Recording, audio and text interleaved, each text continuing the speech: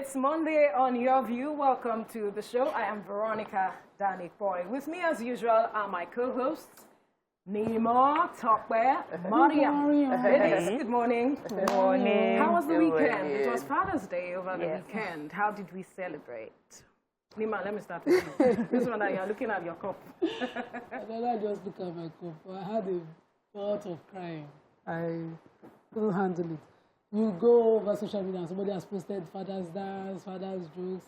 I'm wondering all these people that they didn't even do enough. Like I had all my childhood with my dad. I had football matches with my dad at the National Stadium. All those kind of days. Everything just like coming back, and it felt like, well, we're grateful to God. I have another father now, so I'm grateful for my At least you celebrated this father now. Yeah, I didn't, but I'm sorry. He didn't even know. My daughter did something that made me even cry more. So she made custard, tried to cook for her dad, and said it was Father's Day, and took it to him, and the thing just sort of triggered something. I was like, what's that other rubbish you are doing? But I'm really sorry. I know he's an amazing father to his children, and he's an amazing son to the family. He's a very caring, father-natured kind of person. So he's beyond his immediate family to the extended family members. And I just, was too of myself to remember it yesterday. I'm sorry about that. I'm good. Father's Day was very, very... Okay, so there are two clips, two movies that we got to watch together. Normal, very interesting, father-centric White House Down, where the guy went to really rescue his daughter. Very emotional and very patriotic kind of movie. And then generally that's what we did. But I need to celebrate my father. I did do a good job of what I should have done. But, on Saturday, he just called me and said he hasn't seen his grandchildren for a long time and he wants to come and see them. And he just came home to see them. I didn't see him. He didn't wait to see me, and he left, I was even asking him that, did he tell my mom that he was coming? He said, no, that he just went to church, and from church he just looked at it that, I've not seen these children in a while. They didn't come to my place for meeting, that he should come and visit them. So,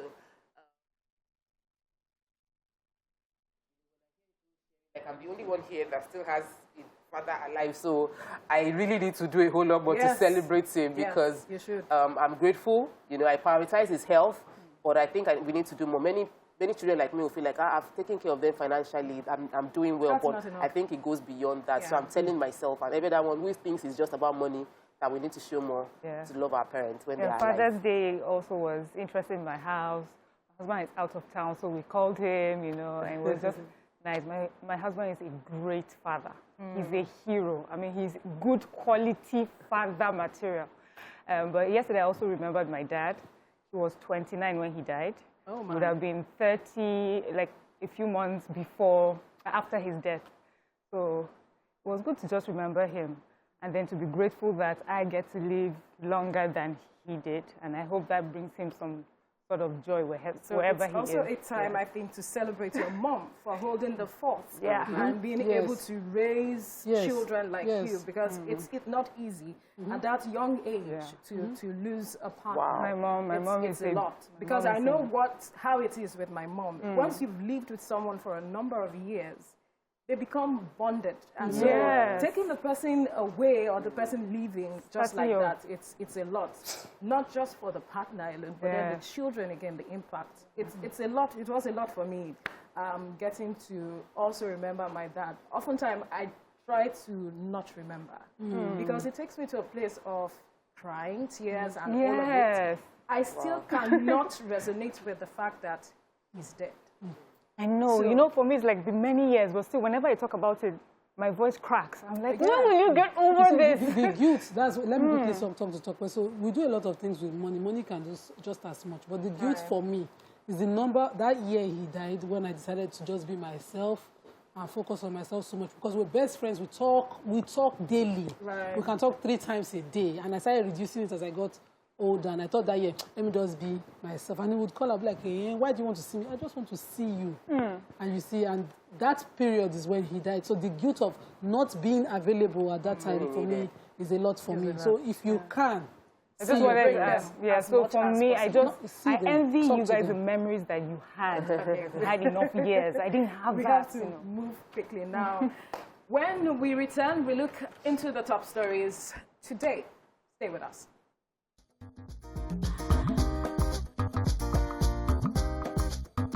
tuned. Your View will be right back. All right, thank you for staying with us. Let's quickly head straight to the papers now. And I begin with the Punch newspaper. The major headline here says, states cry for calls, cops, bandits change strategies, attack schools and mass. 130 secondary schools in Zamfara deserted communities shut. 315 secondary schools in Kebbi lack security, says NUT chairman. That's the National Union of Teachers chairman. No school safe until government negotiates with bandits. Sheikh Gumi speaking there. And then we look at some other stories here. Police intensify search for Super TV CEO's killers block account. We remember that story over the weekend. A lot of reactions to it. APC fixes convention for October. Crisis in state persists. EFCC demands Ogun Assembly financial records. Probes alleged fraud. Then we look at NDLE arrests security agents selling drugs to undergraduates, cultists. Osun clears 1,023 hectares for cocoa, cassava, tomato cultivation. And then recapitalization, insurance industry assets rise to 2.2 trillion naira. Who has the major story here? So the major story, just an article in Punch taking a holistic report of the recent abductions that we have and effect that it has. So in Zamfara State, we have about 300 schools, 100 and something schools shut that are not, they're deserted because, of course, nobody's guaranteeing security. And the national chairman of proprietors, whatever, of schools was saying that we have all the schools, because if you have 315 in Kebbi, not secure. And he's called last week or two. I took the report where he was advising schools to try as much as possible to do what they can to beef up security themselves. And he talked about communal partnership in communal protection with the vigilantes and all of that in the villages where schools are. And he took that report. But then Shegumi now added his own, saying that if we do not negotiate with bandits, there will be no end. And I'm wondering if you can see this circle of negotiation and reabductions, and you're asking that that's a solution. You obviously do not have the interest of the country. There's been negotiations before now. So what has that?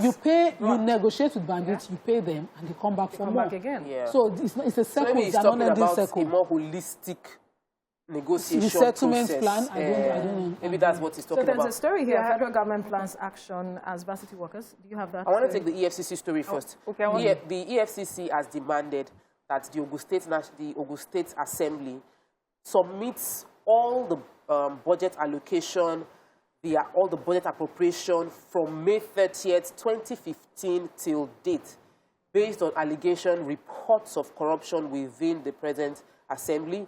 Then there's the Oluomo, that's the speaker, said that while they are going to correspond, they are going to talk to the EFCC, they are going to release all the documents, they have nothing to hide, that they are asking for information, and it was like I wasn't at the helms of the affair until 2019. So they would give the information previously available, but what it can guarantee is from 2019 till date, is information they'll be willing to give. Yeah, Miriam, so the Lagos State Police Command is saying that they're putting all their efforts to arrest the suspected killer of the Chief Executive Officer of Super TV, Usifo Ataga. Over the weekend, as you mentioned earlier, there was a death. Of Mr. Ataga. The story is that he had lodged into a short service apartment for 3 to 4 days, and he met someone there. So there was a lady who had gone in before him, and when he joined her, they were supposed to be there for 3 or 4 days, but he was found dead in just his boxer shorts and in the pool of his blood. And so his friends had raised an alarm that they couldn't find him. Yes, so, and then they noticed that all his belongings, the guest that he was supposed to be with had left with many of his personal belongings, and also monies were being taken out of his account. So the police said they have blocked the account for now so that there's no more withdrawals from his account. Right. But also, the owner of the place is with the police because, first of all, the place that she had given out for short service apartment was not registered to be used for that business. Secondly, when you have that sort of business, you're meant to take personal information of people that stay over, and that would have helped with the investigation, but they have none of that. So, but they are working towards finding who the killer is, and I hope they do. We do hope they do get the results necessary with regards to that case. Moving to The Nation now, the major headline here is saying, anger over Buhari's jibe at restructuring advocates. Afenifere Pandef, NEF, PDP, others tackle president. 43.4 million Ikoyi cash with $43.4 million Ikoyi cash with CBN. Apex Bank keeps mum. Borrowing to fix roads, rail, good for economy, says Fashola. Lagos-Ibadan Road, second Niger Bridge soon for completion. Fayemi warns of threat to Ekiti 2022 poll. Ibadan OPC chief asks Makinde to do more on security. Airlines increase fleet/fares. Nigeria to save $156 million on maritime insurance. So let me quickly begin with the major story here. Now, over the weekend, the president spoke about his stance on restructuring, and he made a statement saying that those advocating for restructuring are naive and mischievously dangerous. And so that has generated reactions from groups like Afenifere, Pandef, NEF, PDP, others. They are tackling the president. The president is asking them, okay, what do you want restructured? What is the restructuring you're talking about? That the 1999 Constitution has a lot, that what they should be pushing for is, local government autonomy and all of it, such that when you want to address issues bordering on security, you can start from that level. It's as if our president is in a different country, but I know that's our let's talk today. Yeah, so let's just leave that. Hang on. So let me talk about the Minister for Works and Housing. He was speaking at the News Agency of Nigeria Forum, and he was just saying that borrowing to fix infrastructure is actually good for the economy. He says that that it is in our interest for government to invest in infrastructure, and that because, first of all, it means that because these sectors that they are being invested in contributes to our GDP, it also helps with employment. He says a lot of people, then he says to state clearly, he does not support irresponsible borrowing or borrowing that will, of course, like infrastructure. And he says that look at the rail program that the Ministry of Transportation is working on, and that is a 100-year investment, a 100-year asset. And he says many of the super economies, that we go to their countries and enjoy the infrastructure started by borrowing. And most of the biggest debtors are Western countries, So many people had to borrow to build infrastructure. So we, a lot of Nigerians have been complaining about that and just saying, as long as money that's borrowed is borrowed responsibly and put into infrastructure, we should not be worried. All right. Before we continue, we'll quickly go on this break. We'll return and continue the conversation. Stay with us.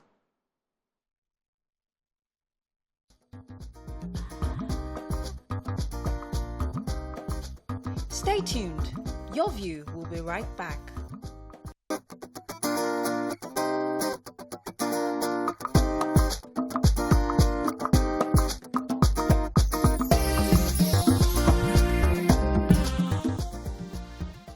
All right, thank you for staying with us. We're still staying with the Nation newspaper. Who has the other story here? I have the $4.3 million Ikoyi Gates. So remember the money that was found in Ikoyi by the National Intelligence Agency. And this money, as of yesterday, the news was that they don't know the exact location of the money. But the story in the Nation this morning is saying the money supposedly with the CBN and might have been moved to the consolidated account of the revenue fund account of the federal government. But to date, the Minister for Finance, the Accountant General, the offices that matter are keeping mum as to the whereabouts of this money. This money that all of us count that time, we counted. It would be nice to have details. You should talk to us. And the funds will help us. So this is Ibarakwa story. Yes, Ibarakwa story. OPC, the president of Odua People's Congress, visited Ibarakwa. It was also representing the former governor of the Western Region, General David Jem Benwon, retired. And his statement was that the governor could do more, that within Oyo State, many VIPs are still protected by police officers.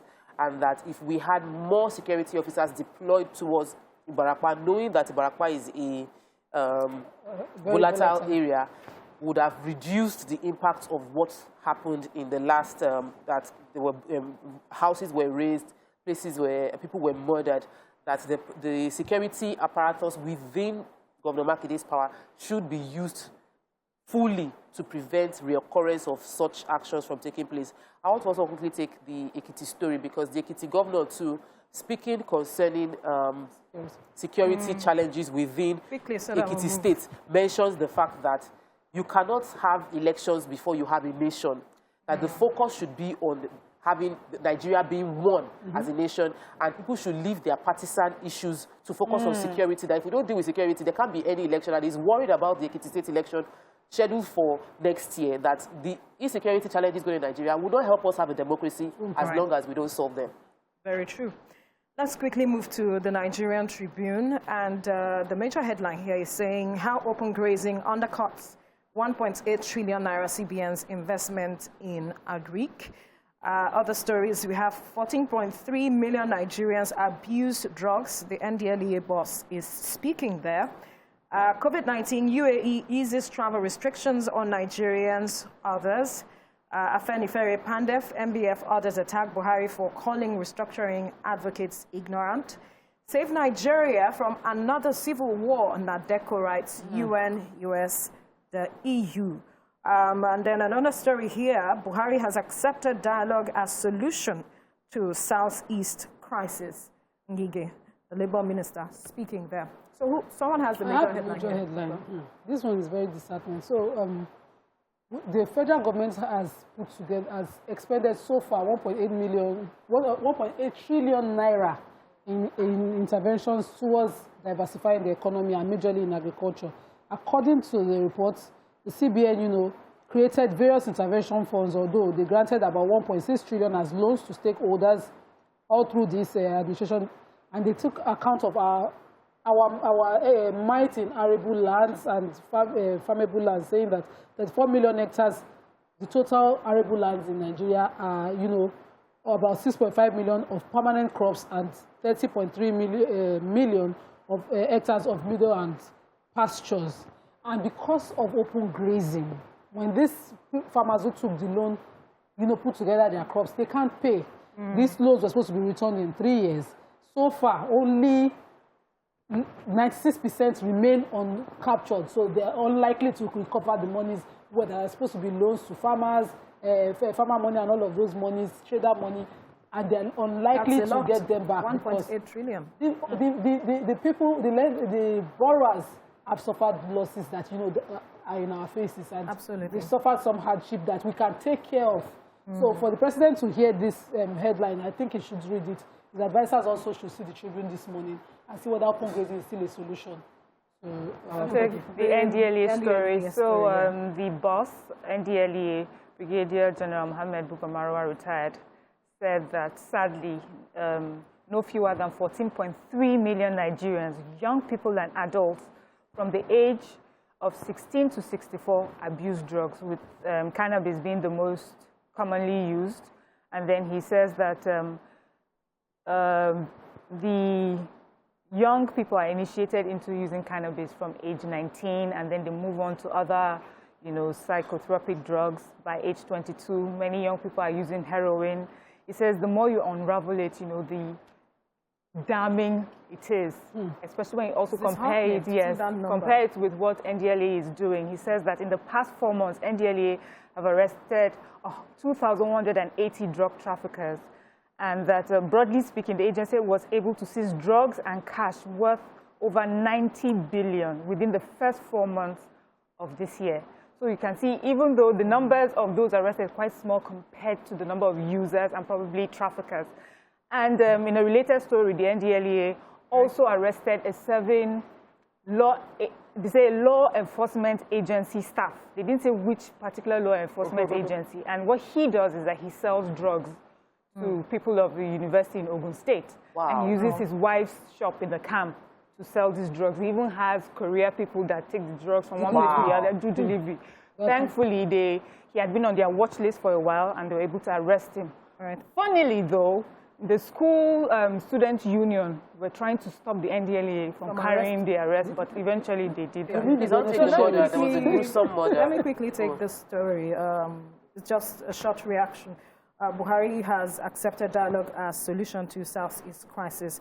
So the Labour Minister is the one speaking here, Chris Ngige, because he met with the president on labour matters, but then the president now decided, okay, let's have a conversation on what is going on in the Southeast. Let's know what's going on. And after the conversation, the Labour Minister said the president has agreed to a dialogue. And a lot of persons are reacting that, what does that mean? Is he, Chris Ngige, the person that the president should be speaking with, that he has no full detail as far he is not there. He is not part of the Ohaneze. He's not part of the, he's not a governor, so he can't really give details or briefing on what is going on in the Southeast. That's the reaction coming from there. Yes, there was a gruesome murder. A gunman murdered a former presenter with Niger FM. So his name is Titus Badejo. He's also known as Ejala. He's an upcoming actor, and he just celebrated his 40th birthday just a few weeks back. He was at a club, 407 Club at Oluyole in Ibadan. Said he had been there from like 9 p.m. At about 11:30 p.m., he came out with his friend, and right in front of the club, two men on a bike drove towards where he was, told them to lie down, and they shot him, not the friend. So it was like and it wasn't like a robbery, it was like an assassination. So the Nigeria Union of Journalists are asking that this should be thoroughly investigated. The Commissioner of Police already said that they are going to look into it. There will be a full-fledged investigation. But we are seeing the result of having so much arms and ammunition around the country. There's so much, and drug use. Yes. All of that is culminating into this. Which is very concerning. Yeah. The whole Would you assassinate a radio presenter for? I don't get it. Anyway, let's move now to the Vanguard newspaper. Nothing to restructure, you're wrong. South-South governors can. Afenifere, MBF, Pandef tell Buhari. Another story here. Crisis looms. Universities over plan to remove staff school workers in 2022 budget. 2021 UTME JAM delists 25 CBT centers for poor performance. Insurgency, banditry damaging education in the north, says Lawan. 15 Tegina victims escape as abductors get drunk. Sleep off in Niger. Wow. Student abduction, Kebbi shot 7 schools indefinitely. Tanker explosion, Lagos vows to prosecute owner of ill-fated tanker. Nigeria sliding into instability under your watch. Nadeko tells Buhari the UA has no plans to increase price of cement. Stop quest to reopen grazing routes governors. Afenifere Ohaneze Pandef, MBF can, tells federal government. So 2 stories quickly. The 15 Tegina kidnapped victims escaped. According to this report, the 15 of them didn't just walk out of the kidnappers then together. So they took advantage of the drunk guards that slept off, and they all escaped, scattered, and appeared in the village individually. So one person arrived on his own. The other 2, 3 people came in groups through different routes. They just, sort of scattered. Obviously, this is an escape. Yeah. So they ran out, and the villagers have been able to take total accounts of all of them, and they are happy that they all returned to the village. What is it? When Holy Spirit in your mouth. Out of 156 of the students kidnapped so far, only these numbers have returned. Please let me take the Sanu story. So the federal government plans an action towards university workers. This has to do with the staff schools, that their staff are allowed to be on the payroll. This issue had come up about a few years back, 5 to 6 years ago, and there was the National Industrial Court has already created a case favoring the staff schools, but now the government is coming back to take them out. They're not making provision for them in the next year budget, and SANU, that's the Senior Staff Association of Nigeria University, wants to go on strike. Can we please not let us have any strike again? The children have already spent, a lot of universities have spent too many months out of school. Whatever it is, let's resolve quickly before they will go on strike. I don't understand. Is this supposed to be downsizing? Staff schools are yes, they are changing. Yes, they are changing them into a different. We have to wrap up now because of want of time. Okay. So we'll wrap up here now. Next, we will discuss our hot topic. Stay with us.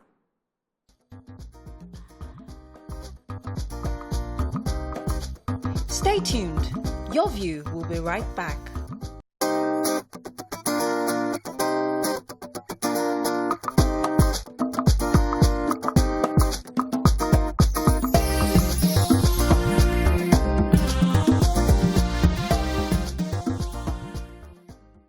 Thank you for staying with us.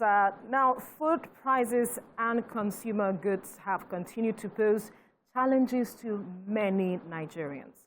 According to a report, food price inflation contributes about 60% of our current inflation figure of about 17.93%. Will food price inflation rose to over 22% in the last months. Joining us in the studio now to talk about this is Shehu Usman Jibril. He's the chairman of Mile 12 International Market. Good morning. Good morning. Thank you for joining us on Your View. You're welcome. Now, help us better understand. You know, a lot of Nigerians are finding it difficult. This is a challenging time for a lot of Nigerians, especially when it comes to food prices. Yeah. But we need to understand, you know, what are the indices that determines the prices for goods and items such that we are seeing it at this time skyrocketing? Well, first of all, let me thank you for bringing me down to the station to let people understand the scenario of what is happening. Perishable items are like a gambling. That's like a gambling business. You cannot do it, definitely. So many other people cannot do it too. But the fact that you cannot do it does not stop you from going to the farm, you know, and have it in your farm. Now, what I'm saying is this. We experienced this thing last year too because of flood. Last year was a terrible year for us. The flood has taken so many things. And what we were expecting to get from the north, we couldn't get it as much as possible. By now, we should be able to have northern tomatoes, onions. We have onions, but tomato, pepper doesn't come from core north. I'm talking of Kano, Kaduna, and other places that have it abundantly. So it is a season. We need to have it like up to this time, up to like maybe January, February, March, April, May, June, up to July, August even. But okay, now, so last year was flooding. What's the cost for this one now? This one is lost, a lot of harvest lost. Okay. We have experienced a lot of harvest loss. And of course, usually, when you have a such situation, you need to get the cover-up from the southern crops, which is from Odoba, from we have from Benin Republic, we have from Cameroon too. But those ones too are not coming. So it's not time for them to come because we have a shorter time from the north that maybe it's supposed to be like maybe 6-7 months, but we just have it for like maybe 4 months. So we have a shortage of it. You understand what I'm saying? So instead of us to like, as the time that the northern crops is going, we should expect the southern one to come. Like Abeokuta, Udoba, Ilaro, those ones should be coming to cover up those ones that have come from the north. But we have that shortage now. The one from the north is not coming, and the one from the south too is not enough.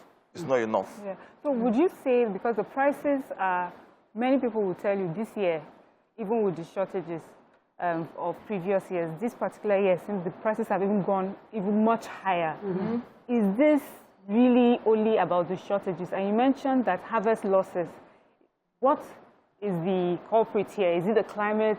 Is it the insecurity going on in the north? And then, you know, we have the issue of bringing the goods down and transportation and some of the unions saying that they're not going to bring food anymore. Are these the causes for these shortages apart from climate? No. I think I have to go with the insecurity. For instance, Maiduguri, we used to have a dry pepper from Maiduguri, which also cover up this scenario. But if we don't have tomato, you go for the dry tomato, you go for dry things. Those are the things that come from Maiduguri. But almost half of the farmers in Maiduguri are not farming. You can see where they are displaced. And even the northern farmers, the core northern farmers too, are facing challenges of insecurity. You and I know what they are facing, and they will go to the farm, they'll be killed, they'll be asked for ransom to even curtail what they have in the farm. So it's absorbed. It's a serious issue. There's one that concerns me because, as you said now, there's supposed to be onions. This is supposed to be season where we can still afford onions, but onions before the fasting went up and continued to go up. So just before the fasting, I bought big onions, 40, that's one hand for 1.5. And I wanted to buy one hand just this last week for 4,000. You can imagine, and it's supposed to be season. Yeah. You know, so what exactly is, just as my colleague asked earlier, is it the decision of the onion at that time you mentioned, is that time we're having issue of this Eastern Union, I mean, from the East, when you see they did a lot of things for our people. And of course, you don't expect them to bring as much as possible.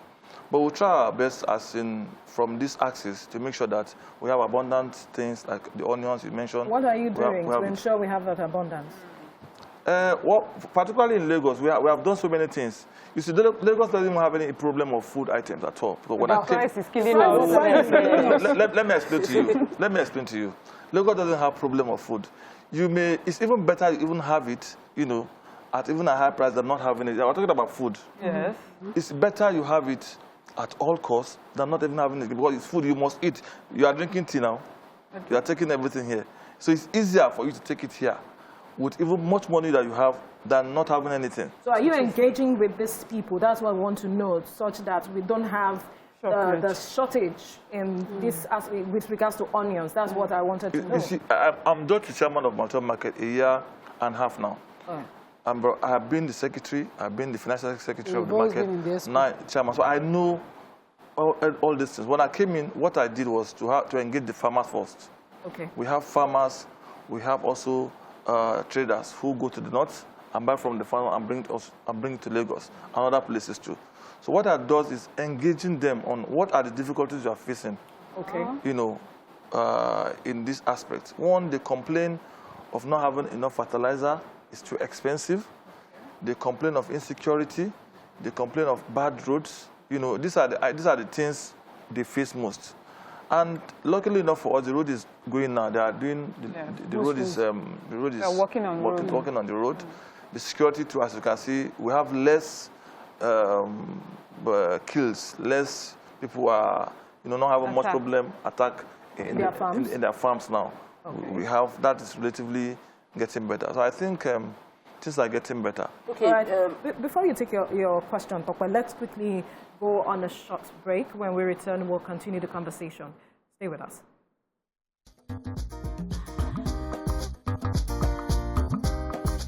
Stay tuned. Your View will be right back.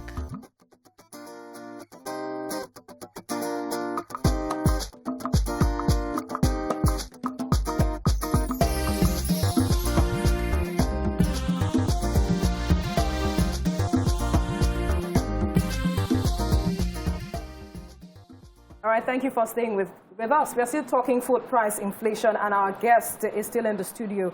He is Shehu Usman Jibril, chairman of Maltov International Market. Dr. you wanted to ask a question? Yes, earlier. So listening to you, I realized that you have a wealth of information that will be valid for government intervention, because the government keeps saying we want food sustainability, we want to have food all year round. There it is. But are you in contact in the past over 1 year that you've been the chairman here?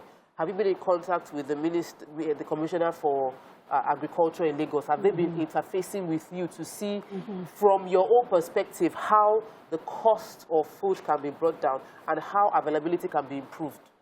Yeah, I saw this coming about 4 months ago, and I met the Honorable Commissioner for Agric in Lagos State, and she has done so well. I told her that probably this year we're going to have a tough time in perishable items. And there's need for Lagos State government to provide a land we can get farmers. Let us try and fund it for us so that we can have a big farm to supplement this issue, particularly in Lagos State. She really she does very well. She accepts what I said, and she's even expecting us to come and discuss further. So I haven't been to her for now. Before we continue, Nima, we have a guest joining us via Zoom. He is Dr. Muda Yusuf, Director General, Lagos Chamber of Commerce and Industry. Good morning. Thank you for joining us on the conversation this morning. Yeah, good morning. All right. Quickly, before we come back to our guest in the studio, it is reported that food price inflation contributes about 60% of our current inflation, what we are seeing now, and would like to understand what the drivers are from your perspective. Well, the key drivers of inflation, particularly food inflation, which I think is the bigger challenge that we are facing, are what we call supply side issues. I'm talking about things that affect the supply of food. And there are two components of that.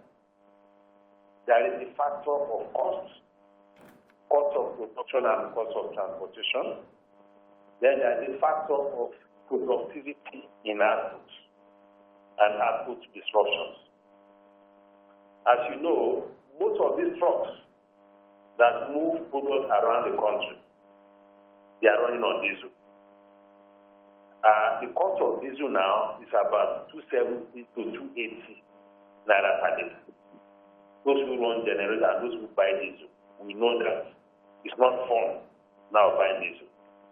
All of these costs will be transferred to the cost of food because these things are coming from different parts of the country. Then there is also the cost of agrochemicals, some of the things that are used for purposes of agricultural production. You have herbicides, you have pesticides, you have fertilizer, and all of this. A lot of these things have foreign exchange components. You know what the exchange rate is now. First, there's the issue of inflation of the exchange rate, now around 500 naira to the dollar, or maybe slightly less. You have the issue of liquidity in the foreign exchange market for those who want to import it. That is also added to the challenge of cost. Then we have the challenge of output. You know what the security situation has done to the farming communities across the country. In the northeast, in the north central, and the northwest, even in the southern part of the country. We have quite a number of farmers who are now in the IDP camp. So that is also affecting output. And when output drops, there will be scarcity and prices will go up. So that is also a major issue. Even in states where we used to refer to as food baskets, food is becoming very, very expensive in those states. Then you have the issue of technology. We are not using enough technology in agriculture. That's true. And that is not sustainable. For a population of 200 million people, that is also still growing at almost 3% annually. So the use of technology is still very, very low. And it's affecting productivity. It's affecting yield per hectare. So these basically are the issues. Of course, there are general systemic issues around the macroeconomic environment, exchange rate depreciation, money supply increase. All of those things also have a macroeconomic dimension to the general inflationary situation. So that is the way I will look at it. Yes, sir. You know, you mentioned something I find quite interesting, which is technology use. And I wonder if you could give us examples of the ways that improved technology use can improve productivity. Well, improved technology use, first you look at things like increased mechanization. If you look at many of the farming communities, most of them are peasant farmers. They are smallholder farmers. Yeah. Many of them are still using hoes and cutlass. Even in regions where we talk about all this rice and all of them, you see the way they process. Many of them still do manual processing, manual farming, and all of that. And for agri to actually advance, we need to scale up mechanization. We need to attract more capital. We need to ensure that we have more commercial farming, commercial agriculture. And for that to happen, we need to support investors who are ready to put in money in those places. We need to support them with capital. We need to support them with subsidized inputs, equipment, machinery, and all these things that you need for farming. You need to also support them with availability of land. Because if you don't have massive land, there's no way you can do mechanized agriculture. So what 1,000 farmers will do, with the application of technology, maybe 10 farmers will do it. So the use of mechanized agriculture is key. The use of improved seedlings and improved bees. Because when I talk about agriculture, it's not even only about crops. It's also about poultry, it's about livestock. And it's also poultry farmers. They will tell you the kind of challenges they are going through now. In terms of the cost of feed, cost of veterinary medicine, and all of that. So this is affecting the entire chain of agriculture. So if you have improved seedlings, the yield per hectare or per acre, it sometimes can even triple. You know, these are some of the things that get the use of space. Now we talk about vertical farming or vertical agriculture, where you don't need very big land like in a place like Lagos to optimize the use of land. That's what we call vertical agriculture. Rather than spread over a long space, you do this kind of thing that the crop is going vertically, and you maximize the use of space. You maximize yield. So these are some of the examples of how technology can be deployed to improve productivity in agriculture. All right. Dr. Muda Yusuf, we'll have to put you on hold for a bit because we need to go on a commercial break. When we return, we'll continue the conversation with you. Stay with us. Stay tuned. Your View will be right back.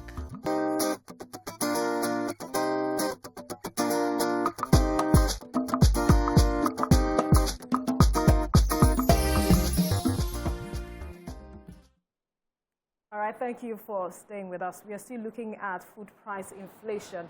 And before we went on the break, we were speaking with Dr. Muda Yusuf, Director General, Lagos State Chamber of Commerce and Industry. But also joining us via phone is Adedayo Adewale, Commissioner for Agriculture in Osun State. Good morning. Thank you for joining us. Good morning. Now, quickly, before we return to Dr. Muda Yusuf, in the papers this morning, we saw a report saying that Osun State clears about 1,023 hectares for cocoa, cassava, tomato cultivation. Talk to us about this. How is this going to cushion the effect of the food price inflation that we are seeing, and how is this going to help farmers at this time? Thank you very much. I think one of the problems with agriculture, not just in Nigeria, but all over the world, is the average age of farmers. We find out that the average age of farmers in the entire world is 60 to 80 years old, and most of the people are moving away. For the young people, availability of land or availability of funds to search for land becomes a problem. And availability of land was one of the things that we identified as a problem for farmers in our state. So one of the things we looked at was how do we get land for the young farmers, for the young people who are interested in agriculture. And we're able to secure land in Ife with the help of, with collaboration with the federal government. We've been able to clear about 1,000 acres of land. Our goal is to clear, to do times 4 or 5 of that. But for this year, we'll be allocating to about over 200 farmers.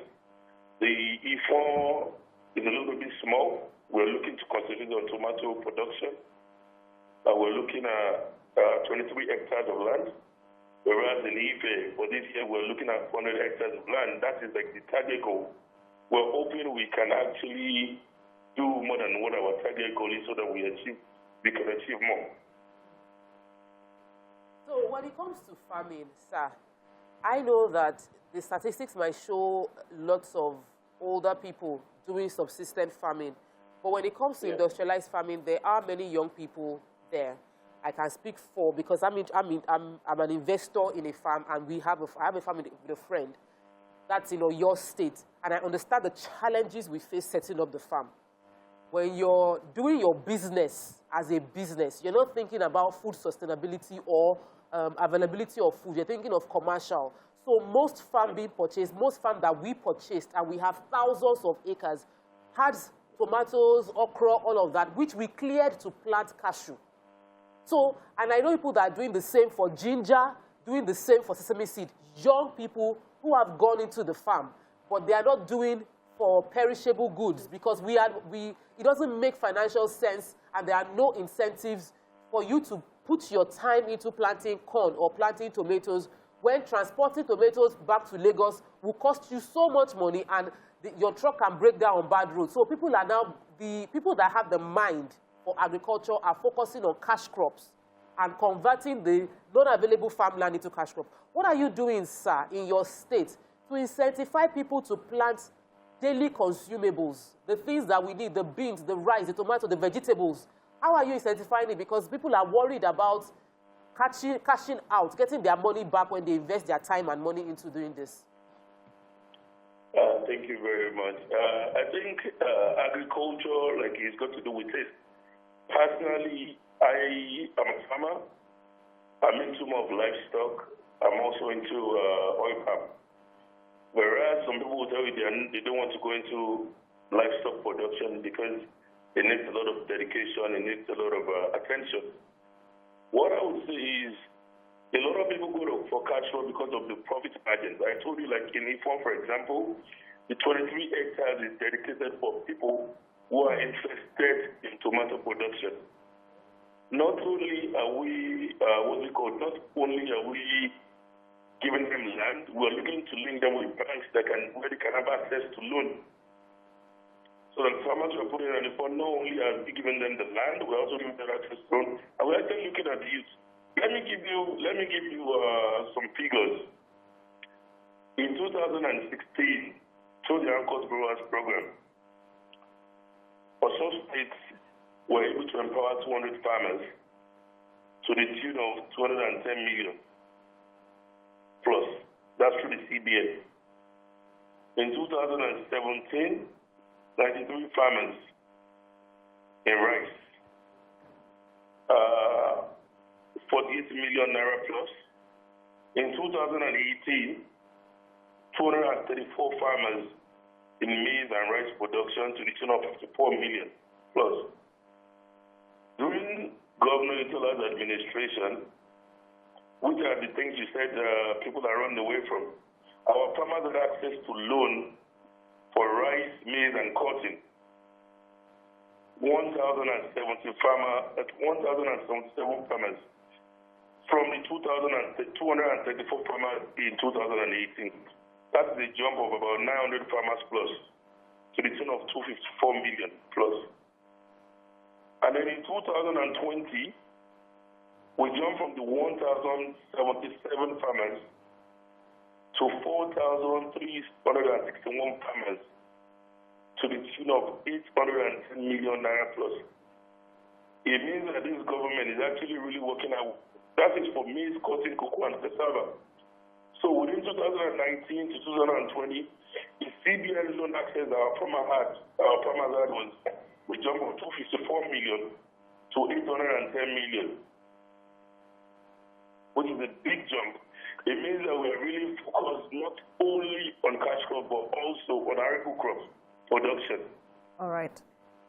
Let's return to our guest on the other line, talking about Dr. Muda Yusuf, the Director General, Lagos Chamber of Commerce and Industry. Now, when you look at the policies put in place by government, side by side, measures to address the inflation as well as our diversification agenda, how would you evaluate efforts to really addressing these issues? Are we really tackling it head on? Especially when you place it side by side, the fact that government is also asking that grazing routes be reopened. Well, the issues They are multidimensional in nature. Now, if you take the central bank, for instance, there has been quite a lot of efforts, intervention, and corporate program, a lot of bonds, and all of that. That is from the monetary side. And there has been some measure of impact, you know. But if you look at other factors, because money alone or monetary intervention alone cannot solve quite a number of the problems that we have highlighted. If you don't deal with security problems, which is not, you know, in the space of either the Agric Ministry or the money or the Central Bank of Nigeria, there is no way we can have a major improvement or transformation in agriculture. Because most of the areas where we have a lot of agricultural production are now under siege, as it were, from bandits, from kidnappers, and all of that. So security is key. Then our fiscal policies is also very important. I talked to you about the cost of agrochemicals, the cost of the agricultural machineries, and all of. We need to make those things affordable. We need to scrap all duties, all the levies, VAT, postages. Let us scrap them completely on anything that has to do with agriculture. And we have to reduce the bureaucracy of accessing those incentives.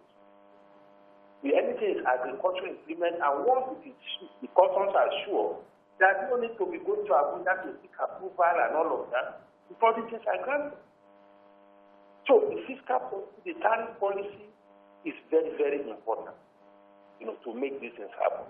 And anything that requires that technology-driven, technological equipment that we need to support agriculture, we should do a lot more. We have quite a number of agricultural research institutes. If you visit some of them, because of funding problems and all of them, they are not functioning optimally. You know, you have the one for farm produce, you have the one for rubber, all of them like that. So we need to give a lot more attention to issues of research in agriculture.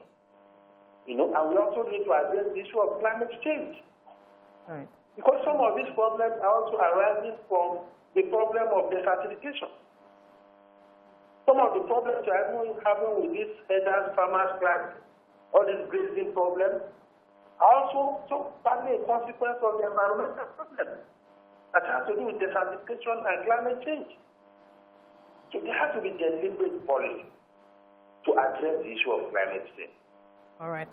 So you can see that these things, they are multidimensional. We need to tackle it from multiple angles for us to get the right outcomes. All right. Dr. Muda, you see, we need to quickly go on a commercial break. When we return, the conversation continues. Stay with us. Stay tuned. Your View will be right back.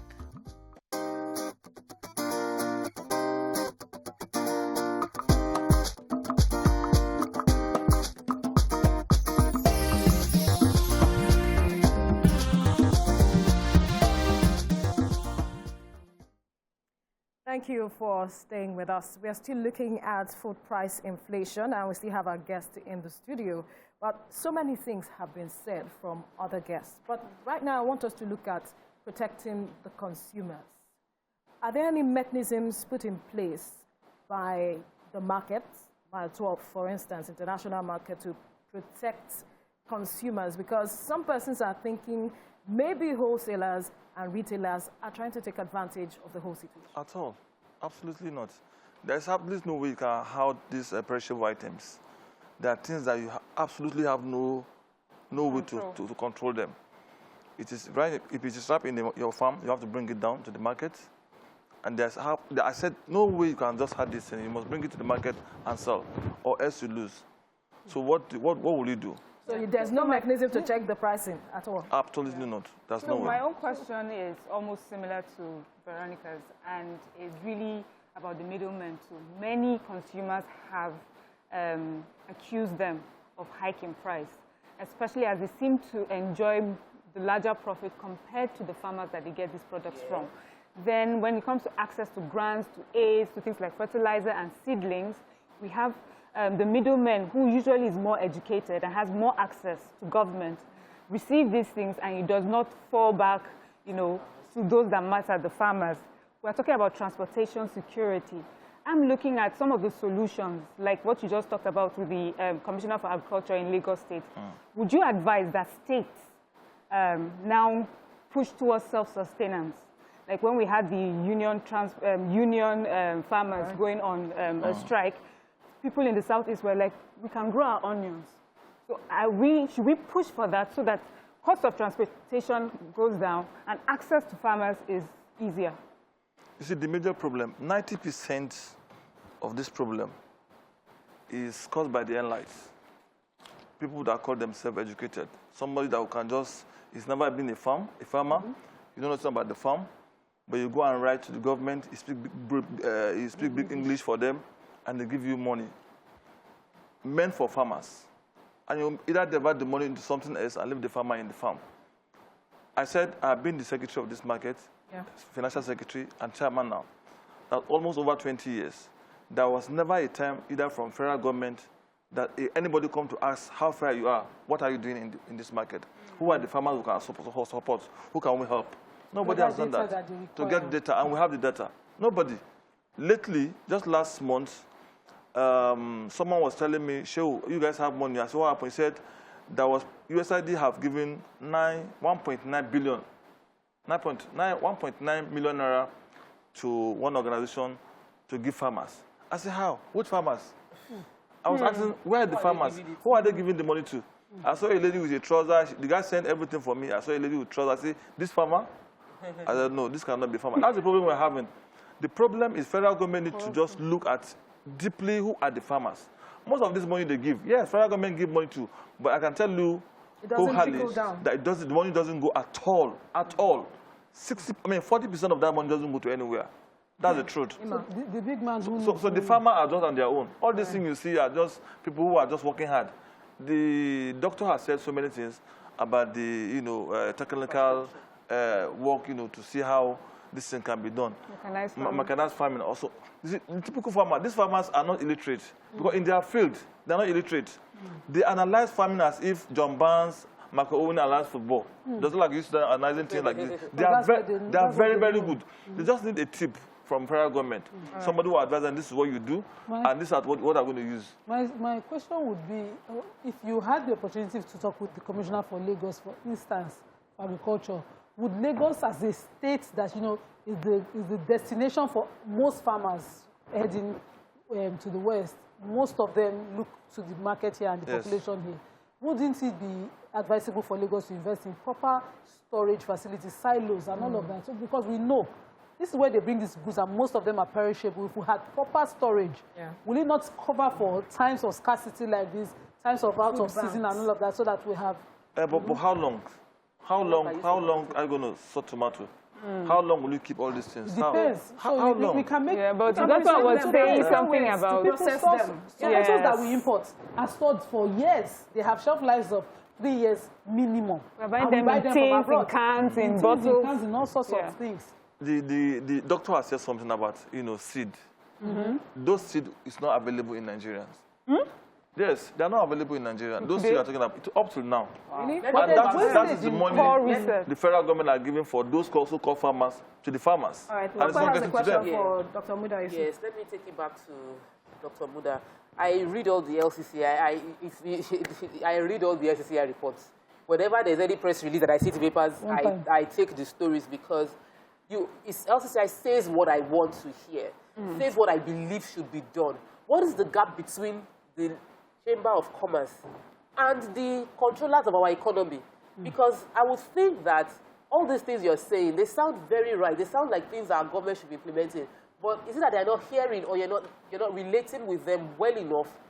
How can we bridge the gap from those of you that have the knowledge and those that are implementing in the executives? Dr. Muda Yusuf, are you there? You hear me? Okay, we can hear you now. And that is an advocacy issue. Those of us in the Chamber of Commerce and Farmers Association and all of that, of course, we have regular engagement with those in government. But perhaps these engagements are not deep enough, but we need to keep at it. We need to be persistent so that we can scale up engagement, especially with stakeholders. I mean, and your guest in the studio is somebody who has very good knowledge, practical knowledge of what the issues are. You have people who are right there on the farm. And one of your panelists is also a farmer. He's an investor in farming. So if you engage those who are on ground, I mean, you pick up these issues. And if the political will is there to get it done, we will fix this problem. It's not rocket science. Right. So see, some of these things are funding problems. Some of them are just policy problems. Just tweak some policies and we see a lot of changes. About groundnut pyramids, reviving groundnut pyramids and reviving rice pyramids. I think in Ondo it was launched again. This is a government policy. How optimistic are you about such policies now in the Chamber of Commerce? Come again? I said recently they're trying to revive these pyramids that we were known for. So the government launched rice pyramids in Ondo. They also launched groundnut pyramids as an intervention from the CBN. How optimistic are you about these interventions that they have in agriculture now? Well, those are monetary. Those are monetary interventions. The issues we have highlighted are far, far beyond the issue of pyramids. These pyramids are not symbolic. If you go back there, I can also find the pyramid there. You know, this is not to launch and to give. I mean, these are symbolisms. We are talking of something that is sustainable. You know, that you see the pyramid there all the time. Not the pyramid you see only when there is a need for one ceremony or the other. So we need something much more fundamental, something much more sustainable, that will attract a lot more investors. People with deep pockets into agriculture, that will attract a lot more young people into agriculture. And for that to happen, we need to also create that kind of space for the sector to be attractive, both to domestic investors and also foreign investors. Yeah. And for that to happen, some of these issues that you have highlighted are the issues that we need to address. And we need to address them specifically. We need to engage the stakeholders. Yes. Engage the poultry farmers, engage the rice farmers, cassava, maize farmers, those who are in fishery, those who are in bakery. Let's engage them directly. We know what the problems are and we solve the problem. All right. Thank you, Dr. Muda Yusuf, Director General, Lagos State Chamber of Commerce and Industry. Thank you so much for your time on the program. Well, joining us, joining us now is Ahmed Alarama, General Secretary of Amalgamated Union of Foodstuff and Cattle Dealers of Nigeria. He's actually in the farm. He'll be speaking with us from the farm. So, good morning. Thank you for joining us on Your View. Good morning. How are you? Very well, thank you. Now, talk to us what the situation is in the farm, the challenges you have been facing that you also hear your farmers talk about at this time. Good. Right now, we are in the farm. Right now, even me too, I'm in the farm. As you know, we are all the farmers. Actually, rain has been falling. Therefore, everybody in the north has nothing to do rather than to go to the farm. So now we are in the farm. The situation is good so far. Okay. Says the situation is good so far. Okay, so I know that one issue is the security. The security is a major issue. But another big deal is infrastructure. Whenever I'm traveling, the bad roads, I see trucks break down. Like there are some places that it's almost impossible. The Odoba, there are trucks always breaking down because that road is bad. You go to Oyo or Bomosho Road, trucks always breaking down. Ilori towards, I think it's Kaba, like I go to, it's always, roads always, trucks always break down. How are you engaging with the government with the ministers in charge of roads, with FEMA, whose job is to maintain the roads, to ensure that the roads are fixed in time. How can you, have you ever quantified the cost of a truck breaking down on the road and inform them about it? And what has the response been concerning road infrastructure to aid agriculture? Well, actually,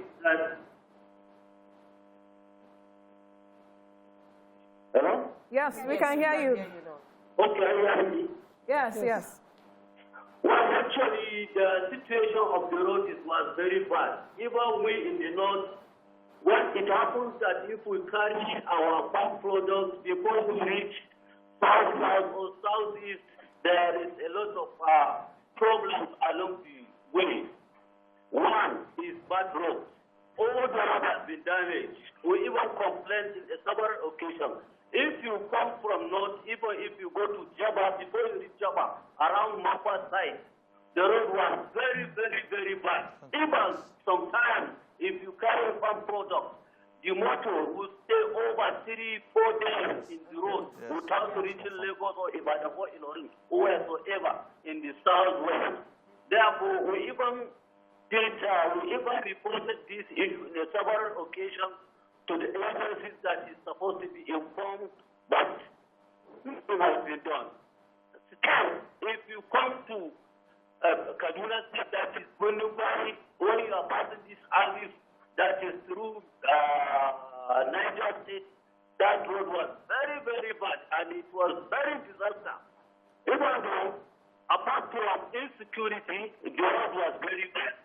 So we are all trying to let the government know that that road is a dangerous road. You can see, apart from insecurity, bandits, kidnappers, armed robbers, even the road was very, very bad. Okay. So we are feeling, yeah. Ahmed Alarma, we'll need to go on a short break here. When we return, we'll continue the conversation with you. Just stay with us.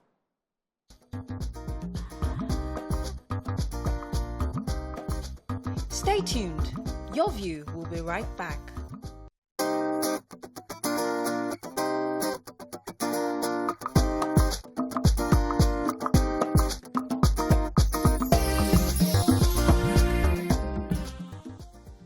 All right, thank you for staying with us. We've been talking about food price inflation, and we've had our guests talk about this. But we want to know how Nigerians are coping with the situation. So you can join the conversation and call us on 081-2705-3687 or 0913-9076-948. Or you can also drop your comments on our Facebook page. There's no Twitter, so you can't use Twitter. So, Nima, you wanted to ask a question. Yes. Ahmed Alarma is still on the line. I wanted Mr. Ahmed to explain to us the sudden increase of cow and beef in the market today.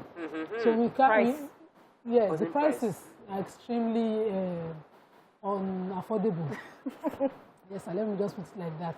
So what exactly are the factors that are affecting us? Aside the security that we know already, what exactly are the other factors? Ahmed Alarma, can you hear us? Are you there? It seems... Okay, you can repeat the question. Okay, He's back on. it's like he's off the line now, so maybe you can pose the question. Yes, so, sir, in my 12, of course, there's also the market. You don't do cattle. You don't do cuts. You don't do We cattle. don't do cattle at all. So Only perishable. only perishable. So the question I also wanted to ask Malan Alarma was if, because he came on the show once before, and we're talking about the Onion Sellers Union and how they were talking with government, and especially the governor of Kogi State that intervened in other matters. I want to know how it's gone so far, and if you were part of that conversation at all. Yeah, I was part, but you remember that time I said I'm not going to be part of that strike. You called me on phone, and I told you my reasons why Maltrap Market and other places will not be part of that strike at that time. But I think everything is fine now. The governor of Kogi State has engaged them. Again? Yes, they're in discussion with them on how to pay the ransom, or I don't know how to use it, the intervention they want to do, to assist them in what they've lost. But you know, after that, something happened again in Imo State. Yes. So it also doesn't give them confidence of what government is doing. Like if this thing happened in Oyo State, and we are still on it, and something will happen again in Imo State, it's absorbed. So I think they are still engaging government in that aspect, and I believe things are going very well because the Onions Association have already, called off the strike, and that was why even onions is a bit cheaper now. Onions, a bag of onions is about 17,000 naira in the market because it's not going. It's not. 17,000. Are you sure? Yes, a bag. It's not going. We'll go with him to the market today. It's not going to the eastern side of the country as expected because of what is happening. All right, let's quickly take Ahmad, who is calling from Kaduna. Are you there? Good morning. Good morning. How are you? Very well, thank you. Okay, straight to the issue, food prices and food insecurity. I think the problem first and foremost is that we Nigerians, we learn nothing, we forget nothing. When I was in the secondary school in the early 70s, agricultural science was one of the subjects. Factors militating against the production of food or agriculture in Nigeria has always been there, listed. I know some of my mates are in government position today. What have they done? Or what are we doing as a people? We in the city, we want food prices to crash every day. We want to get them at the cheapness. But this farmers, what you are seeing is for the simple and for the labor. This is number one. These people rely on this thing to pay school fees, to buy food for their children, to take their wives and family to hospital. So when they want to buy Panadol, and Panadol, the price of Panadol is determined by the dollar. So what are we doing? It's determined by the dollar because this is most of the components are imported. Today, we are counting towards the next year. Nigerians are going to import RAM from the Niger Republic. All right. We are. Of course. He's saying that Nigerians are importing RAM from the Niger Republic. Yes, correct. Why are we doing that? Really, why? Because we don't have enough. Yes, it's correct. Eat in this country. 200 million Nigerians. Some people have also, some of our foods are banned to cross the border. Because not food items. No, rice. Rice. Oh, Some of our, just rice, some of our foods are banned. And some people are still angry about that. They believe that that's why we have such foods expensive. And we've not even seen the flood that affects rice farmers. The flood has not come. It's still expected later in the year. And this, of course, again, would further cause an increase in upshoot in the price of rice. Do you agree that opening of the borders across and without a regulation of the border is the right way to go? But for how long will Nigeria do that? People who are farming rice have made a lot of money. And of course, if you are bringing the foreign ones, Nigeria will keep, being in the poverty like that. Look, like now, most of these rice mills to open has opened so many ways for people who are doing supply. So many ways. So many people are employed. In the rice, you get broken rice, you get rice bran that poultry farm use, which is making things very, very cheap compared to the raw rice they will bring for you here. They just bring rice for you that lasted maybe 3 years, 4 years to Nigeria. We are eating fresh rice. And in that rice they're bringing, there are a lot of things on it that people, people make money. You take to the poultry farms, people also do labor, transporters make money. So that has really changed. But the issue is, we don't have enough farmers. If Nigeria will have well over, say, 300 million people, and you have less than 10 million farmers, how do you do? How do you So the truth is, even with this farming thing, I had a conversation on Lagos State. They have a scheme. They will give you a farmland for you to farm. They do the one they launched for cattle rearing.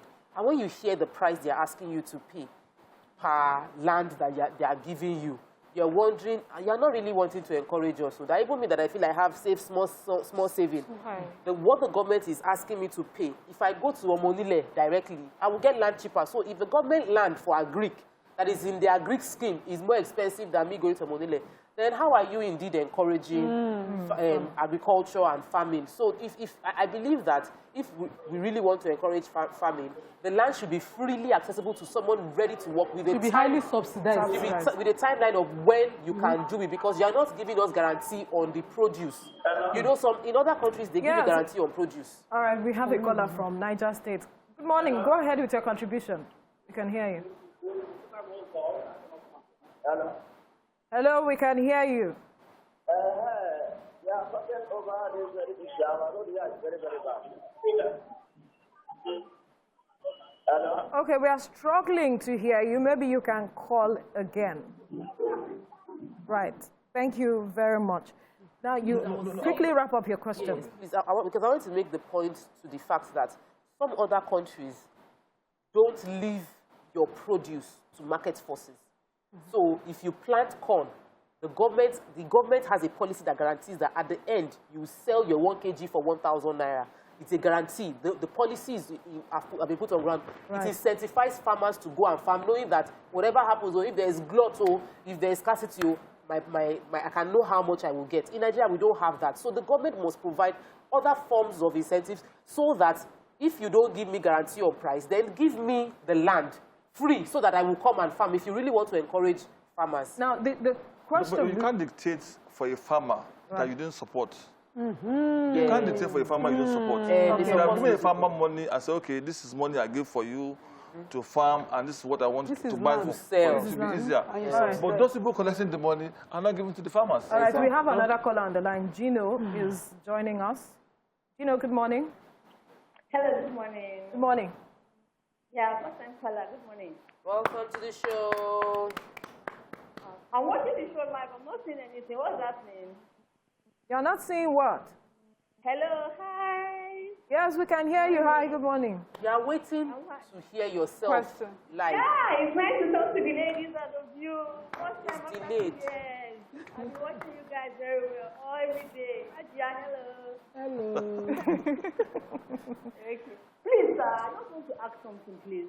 I've noticed one thing about our Nigerian rice. When you cook the rice, you leave the rice on, maybe you can't finish it, you leave it for an hour or 2 hours. By the time you come back to the kitchen to check, you see ants. Have we added something, maybe sugar or chemical? I don't know. I don't want to know, please. Do you know she said that some Nigerian rice, when you leave it after cooking it, after a while, you see ants gather them. He will answer your question now. Is that his area? No, I don't think so. She's asking if there are additives. No, there's absolutely nothing. Because these people who are producing this rice are well monitored. Yes. Really? They are professionals, yes. They are just professionals. I will encourage them. She obviously has mixed rice. So okay, so one question to you now is of the retailer. The issue of, you said it's seasonal. Yes. So are you saying, giving Nigerians your word to say that this too shall pass? In a matter of just 50 days, I'm telling you. Days? Yes, days. Within just 2 weeks, everything will be okay. I can tell you that. Every price will be stable? Yes, for 2 weeks, I can tell you that. Oh. By then, we must have a lot of crops coming from Itoke in Cameroon. We have from Benin Republic, so everything will level. And I'm sure, just like what Arama said, virtually every northerner is in the farm now. And we're just eating the remnants of the last season. Yeah. All right. We have Ugo calling from Yaba. Ugo, good morning. Ugo, are you there? All right. It seems Ugo is not. I'm calling in for the show. All right. Good morning. Go ahead and contribute. Make your contribution. Okay. I'm a friend to myself, and I think one of the problems we have is that we don't have a cold storage facility to store the food when we have excesses. That's why we have so much post-harvest losses in tomatoes and other vegetables. I agree. Thank you, Ugo, for your contribution. Are we going to look at, are we looking forward to having storage? Yes, why don't we? No, you see, we have so many people that comes to do that. And I keep telling them time and again that what we have in Maktab is a marketplace that people comes every day with goods from different places. And there's absolutely no way you can store a tomato, for instance, in the market, how do you store it? Because when someone brings tomato in the market, it's ready to sell it. Within just 2 hours, every tomato finishes in the market. Within just 2 hours, you offload another one. So what do you do with that one you keep in a cold? No, are you saying that there's so much consumption that it does not stay, or do we have? There are a lot of consumption. There are a lot of demands of it. Sir, this is it. So sometimes there are excesses in the market. We know, we watch. I buy tomatoes. I have someone in my shop that buys for me at 6 when they are trying to cover. So I can buy cheaply. I bought a basket for 1,000 naira before. So because of those kind of things, it doesn't work well for the person bringing. But if we had a proper storage where that person can secure his sales and his investment in that particular, he will get the proper value he should. Value for money. It involves huge money. I was in this farm in South Africa. They store for a week. They have a very big store. They put tomato in a carton and they keep it. Yes. Within a week, they bring it out and sell it. But in Nigeria, who will support you? An average farmer who will go to the farm and nobody assists him, who will now assist him? Nobody is ready to invest in this business. People are not investing. So they believe it's a business of a poor man, a business of layman. But would you encourage someone who is willing to invest money in storage facilities? So this is a private individual. Would you say to the person that there's a lot of money to be made, because that's how entrepreneurs like to do business? If there's going to be profit for them, would you say there's enough profit to be made in providing storage facilities for produce farmers and sellers? Particularly the one we have in Nigeria, I don't think the tomato we have in Nigeria can be saved or stored as expected. Why? Because of the seeds. Okay. It's seeds. There are a lot of different seeds. You have seeds that our own is still organic. The ones that you are buying abroad is GMO. They process it and give it and more it's very shelf life. expensive. I think very, very expensive. That's it. It's not easy to store. Maybe you don't tomato seed here. We also have several wastage. So back then when I was in law school, we bought certain things extremely cheap because the farmers needed to extract. So they'll pour it on the road and waste tomatoes just so that they dry it and extract. So bottom line, it still boils down to government support for everything and right people and technology. Right people. All right, but we must thank you, Shehu Usman Jibril, chairman of Mile 12 International Market, for spending your morning with us. Yes, it was a long conversation. Yes. Thank you very much. We're off to Mile 12 now to get produce for cheap. Now, so you can join us. Ladies, we must thank you. I'm sure we had a great time this morning. Thank you, ladies. Well, that's all we can take on today's show. See you tomorrow. Have a great day. Bye now.